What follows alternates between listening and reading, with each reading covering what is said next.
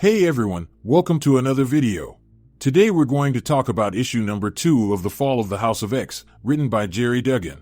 But before we dive into the story, I want to ask you a favor. If you enjoy this video, please leave a like and a comment to help the channel grow. So with that said, this issue opens with Dr. Stasis talking to MODOK about Phalon's inability to stop Tony Stark's new armor in issue number 15 of Iron Man. But as they are having this conversation, they notice a piece of space junk heading their way, which they originally thought they could reflect it with their shields until they got a better look at the object in question. For this object was none other than the celestial head led by the new queen of magnetism, Polaris. So as panic swept through the command room, MODOK stated that Polaris's power and the mass of the celestial head would be more than enough to overwhelm the Bloom Station shields, which would leave them completely open for an attack. Now with that conclusion, Dr. Stasis points out that the fleet from Morocco transported Stark's Sentinel Buster armor, so this spacefaring skull must hold the mutant reinforcements. So Orchis quickly deployed their remaining troops to each entry point on board. But to their horror, they proved completely useless against Polaris's magnetic ability, for each round fired was repulsed as if it was nothing. So with an invulnerable force before them, the Orchis troops decided they should switch over to the Blight's Wool rounds in preparation for the mutant onslaught. But they couldn't have been more wrong, as the brood washed into the ship. Now Polaris could have destroyed the station with no problem, but she didn't want to risk losing the bulk of the Orchis agents to escape pods. So she decided to hold the crippled station in orbit and let the brood off their leash. So as the brood ravaged their way through the soldiers, killing everyone they came across, Polaris strolled up to a dying agent to ask about the whereabouts of one Dr. Stasis. So as the dying human tells Polaris all he knows, we transition over to an Orchis shuttle. And on board this fleeing craft is our boy Wolverine as a prisoner.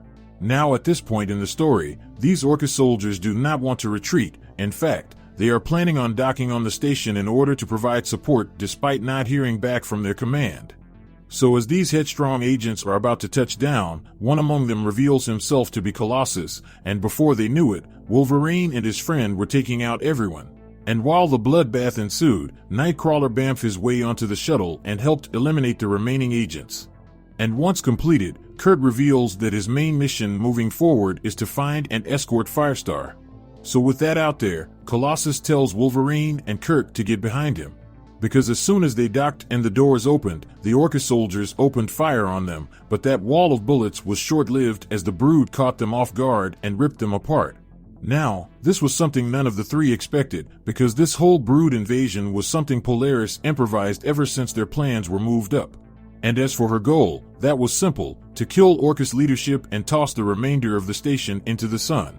So with Polaris's plan known, Nightcrawler fills Polaris in on Firestar's status as a double agent and asks for a little time to find her before she destroys everything. In which Polaris agrees to Kurt's proposal, so with everyone on the same page, all parties spring into action to take down the Bloom Station. So while that battle is going on, we transition over to New York, with Emma Frost relaying information about all fronts. Emma states that Shadowcat is in Paris trying to get back Cyclops, while Wolverine and his team is taking down the station, and as for the western coast of the United States, the mission to free Krakoa is about to begin. And begin it did, as Juggernaut came crashing to the scene with one of Cable's prize weapons. And in no time at all, Juggernaut was able to eradicate both Sentinels and free the heart of their home. So with Krakoa freed, Juggernaut requested for a lift, but unfortunately, his request was put on hold, as Emma ran into a problem of her own, for a Stark Sentinel is on the attack. So with the situation getting bad, Emma calls on Rogue and Gambit on board the X-Jet to aid Juggernaut and Krakoa. So with everything going down, Rogue had to make a choice. Do she follow Emma's orders, or follow her own plan? So with these options before her, Rogue decided to follow her gut and carry out her own plan, but just because she chose to do her own thing, didn't mean she was going to just abandon Juggernaut and Krakoa. Because before departing the X-Jet, Rogue set the autopilot to bring the craft back to Emma so she could deploy someone else to save their friends. Now this didn't sit well with Emma, because she stated this is not the time to be breaking ranks, and besides that, what could be more important than the mission at hand? So just as Emma was asking that question, Synch arrived at her side and immediately took down a Sentinel using the abilities of Iceman, and replied to her question by saying, if Rogue says that something must be done, then it must need doing. So with that settled, Sync brings up how Dr. Stasis is trapped in orbit, so with one high-value target about to be neutralized, then they should turn their attention to the others. So with that going down, we transition over to Xavier School for Gifted Youngsters with Rogue and Gambit touching down. Now, this place is important because this is where Rogue chose to hide Manifold before everything went down. Because back in the Rogue and Gambit comic, Destiny states that mutant kind would not have a future without Manifold's survival. So with that much in the line, they decided to hide him in a Krakoan no place, so from Manifold's perspective only a few moments have passed since sleeping. So of course when he awoke, Rogue went straight to damage control mode and tried to explain everything the best she could. But when Manifold turned to the stars, he knew just how much time had passed, so the first thing he did was blast Gambit back and turn to face Rogue. And after landing a blow on her, strangely enough, her face cracked like a shell and revealed Destiny beneath, saying, the future was unwritten without him. But see, the revelations does not stop there, for this wasn't Rogue or Destiny, but instead Lactuca. So with this shock, Lactuca calls Manifold her little brother. So with these two face-to-face, Manifold began to realize the severity of the situation. So with the introductions made, Lactuca states that these two mutants were sent by someone less adapted in understanding the universe than themselves. And the reason why they did this was not to harm or wrong him in any way, but instead to protect him from a malevolence that would have killed him. And due to their actions, the X-Men succeeded in changing his destiny for the better. So with their conversation coming to an end, Lactuca informs Manifold that she will see him again as she exits his mind. Now just to add some context to this scene, all of this took place as he stared at the stars above, so in actuality, Manifold never really attacked Gambit and Rogue, for all that was a vision bestowed upon him by Lactuca. So getting back to the comic, we pick up with Rogue still trying to explain, but this time Manifold states that it's okay, and he understands they did what they needed to do. So with the issue solved, Manifold asks the universe to take him where they are needed, so as they are teleported, a sentinel appears out of nowhere and destroys the spot where they were just standing. So with that done, we transitioned back to the space station, and when we get there, we found out that Polaris allowed a few escape pods to leave the Doom Station. And unfortunately, one of those pods housed Dr. Stasis as he just nearly avoided Wolverine. So with Stasis making his escape, Wolverine checks in with Emma and tells her to get eyes on him as fast as she can before he can get too far away. So with that message out there, MODOK blasts Wolverine directly in the back as he tells him that he admires how they used the Brood to attack.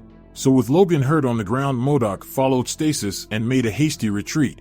So with the station crashing to the earth, Polaris used her ability to track down Wolverine's adamantium bones as Brood ordered a full withdrawal of his Brood back to nowhere. Now following this battle, we learn from Kurt that they were unable to save Firestar because she was nowhere to be found on the station, and given Stasis's last words to Wolverine, it is highly likely that she is a prisoner now, or dead. So while all this is going on, in Paris, Omega Sentinel had Cyclops on his knees ready for an execution. Because she states, she argued that they didn't need a trial, but her human friends and Orchis insisted. So as she was ready to deliver the final blow, she stated that she is surprised that he is calm, and because of that she admired him. But see, that is when Cyclops responded by saying, there's a very special woman who will simply not let her kill him. And just like that, Omega Sentinel freezes right in her tracks and becomes immobilized. And out from behind her walks Dr. Gregor. Now, Dr. Gregor states that she used a small EMP on Omega, so they must act quickly before she reboots. So with that established, Cyclops asks what do he owes this pleasure to, in which Gregor responds by saying, what he said to her in the prison had her thinking they might have a problem with a secret part of Orchis. Because there's a part of the organization she hasn't been able to access after she and her husband brought Nimrod online. Because in that secret part of the organization, there's a huge amount of resources that have no oversight, both on Earth and in space. Which led her to ask Scott what does he know about Sentinel City. So with that bombshell dropping, Nimrod freed himself from Krakoa's amber and teleported away. So with that said, this issue of the Fall of the House of X comes to an end. Now when it comes to this comic, I have to say I am impressed with the amount of revelations they hit us with.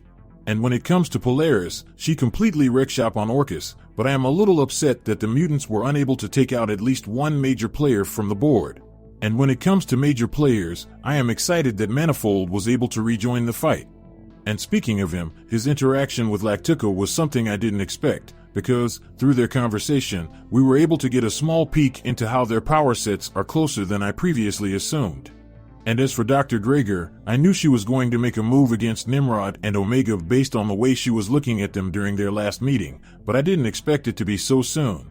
So with this new division growing in Orchis, I'm curious on how this will play out in the long run. But anyway, down in the comment section below, let me know your thoughts about this issue and what predictions you could have moving forward. So with that established, I hope you enjoyed this video, and please don't forget to leave a like and a comment if you want to see more videos like this. Thank you for watching, and I'll see you in the next video.